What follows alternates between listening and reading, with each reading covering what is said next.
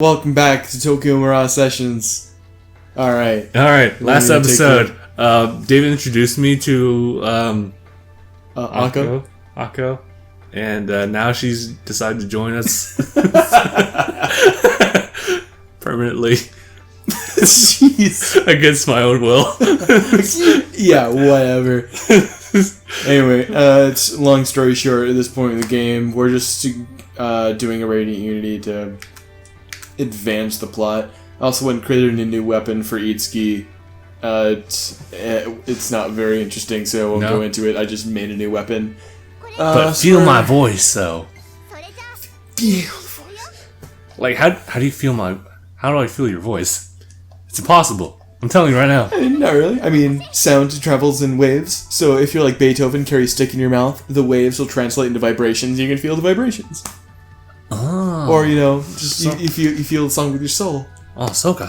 Oh, soul not this guy. Anyway, Mushy mushy. Any case. While this bit of exposition's going on, Tsubasa magically learned to sing, by the way. The tale of this thing over here. I mean, you guys already know, my sister went to Anime Expo. She got me a body pillow cover because she hates me. So that's how I ended up with this. So I figured I might as well go whole ham with it. Got a body pillow, an actual body pillow at Bed Bath & Beyond. Oh yeah. And when I bought it, the woman gave me the dirtiest looks because I didn't buy it with the cover. I probably should have just done it to cover my tracks, but whatever. I was never going to see her again. Hopefully not. But I was actually a little happy because I always kind of wanted a body pillow, not necessarily one with the character on it. But when I sleep, I usually sleep... Okay, this is another sad truth about me. I sleep embracing, one of my throw pillows. It just feels good to, cuddle up against a pillow. But, and I thought, well, I have this, I might as well use it. It just feels so weird. I cannot sleep with this thing on my bed. It's impossible. Even, without the bed cover? I mean, without the bed cover, maybe. It's the cover is just really hard to take off. Oh, yeah. Because, it's really tight against the pillow. I guess that makes sense. It was a bitch to get on. I didn't want to get it off. Yeah, I guess. Then, I guess after sleeping with, just a throw pillow for so long, it felt weird having your legs touch the pillow as well. That makes sense, yeah. Anyway, I should probably actually advance the plot here. Anyway, Toma's trying to call us. What does he want? Oh, yeah. He's literally right next to us. He's congratulating us on Tsubasa magically being able to sing. Wait, why us then? Yeah, now he wants to go to Illusory. Shibuya 106, which is actually Shibuya 109, as we discussed. To go kill more Mirages. So we're gonna go finish the second half of that dungeon. It's the part of this episode, part of the series that I know you've all been waiting for. At least it's not full-on level grinding in this one. No, we'll do that pretty much after we beat this dungeon because there's an end boss, and I should be level 15 for that end boss. And you're level 10. Yeah, so that'll be a lot of fun. It's not too bad. I mean, we'll battle a couple enemies along the way because there are some new enemies to show. But for a Let's Play, I'd rather not do too many random encounters because that gets really tedious. Yeah. After a while. But I guess it's whatever people's taste in Let's Plays. For example, there's Let's Plays that don't even have, commentary.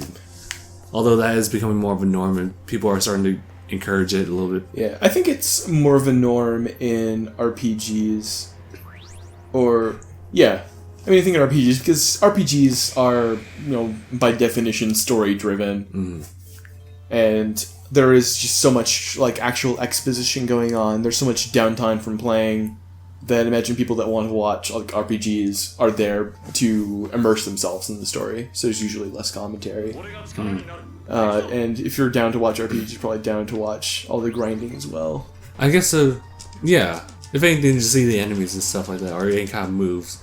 I know that, for some reason, I kind of, pick up on a few Tales of Berseria videos, just certain moments of the game, boss fights and stuff like that. Just because I just watch it.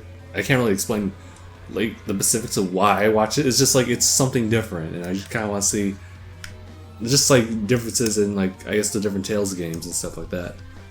Yeah. Oh man, that's a game that I have to get through. On a few months ago, I just went on a rampage at GameStop because they were having a sale on last gen games. So I bought a whole bunch of Xbox 360 games. Among them were Catherine and Tales of Vesperia. Those are just 2 of like the 10 I ended up buying that day for like a grand total of like $30-40. That's not bad. So it was pretty nice, but I really want to get through it because I've heard a lot of good things about Tales of Vesperia. I did try and boot it up. I'm a little sad that I can't like listen to the dialogue in Japanese because the English dubbing is atrocious in Tales of Vesperia. Sometimes you just gotta go through it until you find the right voice actors for the next game. But I guess that's just my opinion as someone who's familiar with Japanese and like Japanese mannerisms.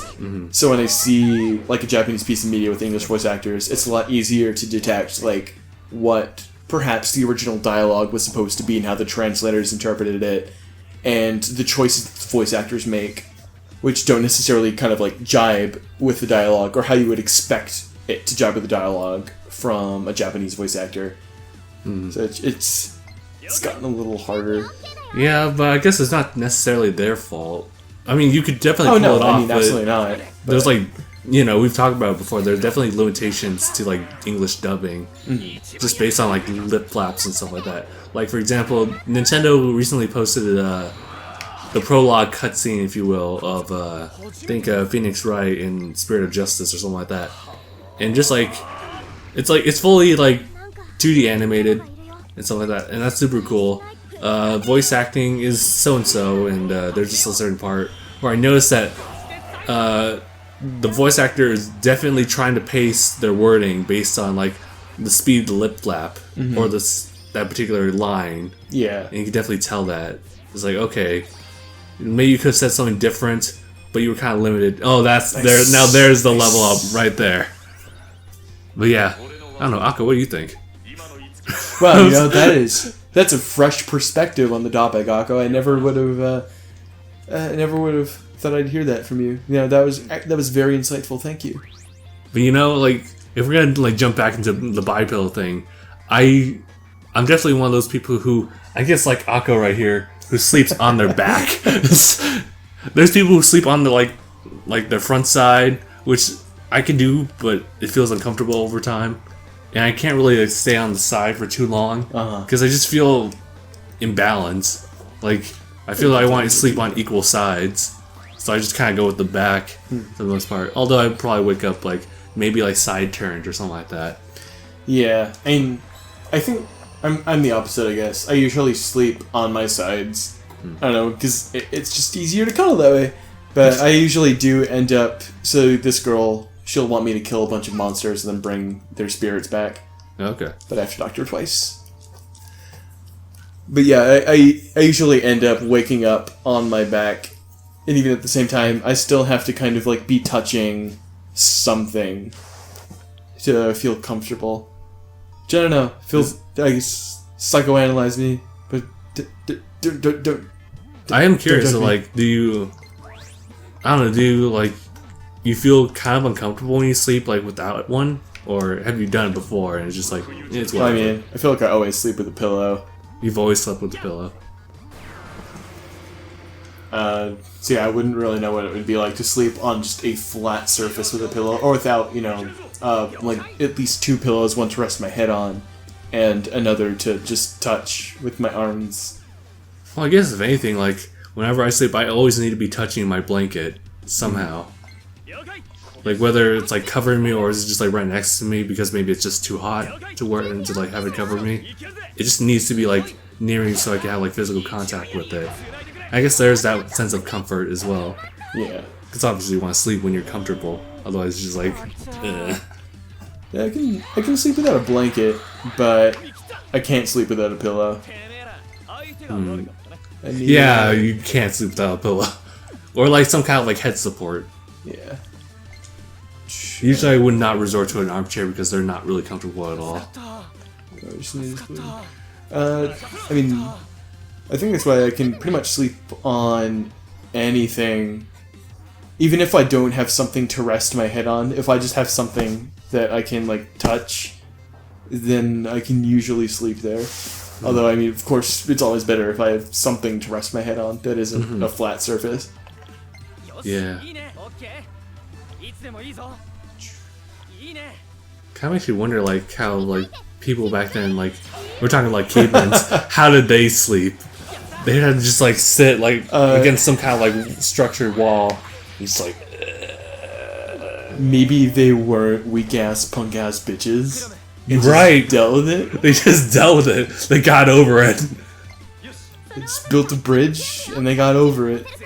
Right? It's like, I can't sleep without my blanket, but I got over it. Yeah, I was too afraid of being eaten. I was just too tired to care whether or not I had anything. I think I told you this before, maybe off camera, but like one of those Pokemon that's been announced for Sun and Moon, the Ghost Fairy that covers itself as a Pikachu because it wants to be loved. Yeah. I was thinking like there's like two forms of it.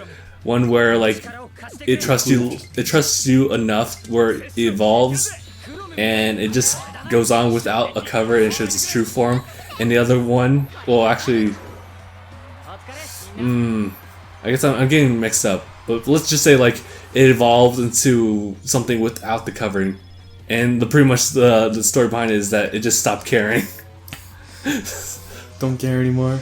I just wanted to be loved, but I got over it. It's me in Maybe that's when 6 months. Maybe that's like when you trade it, so it has the most frustration towards you. Oh well, I don't care anymore. Trainer abandoned me. I might as well just give up. Okay, so where are we now? Are we still doing the side quest? I mean, the side quest is just going through the dungeon and killing things until you have the appropriate monster souls to give her. Okay. Whatever you want to call it, performa, that's what it's called. Okay.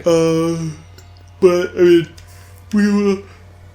I guess we could go up this sleeve.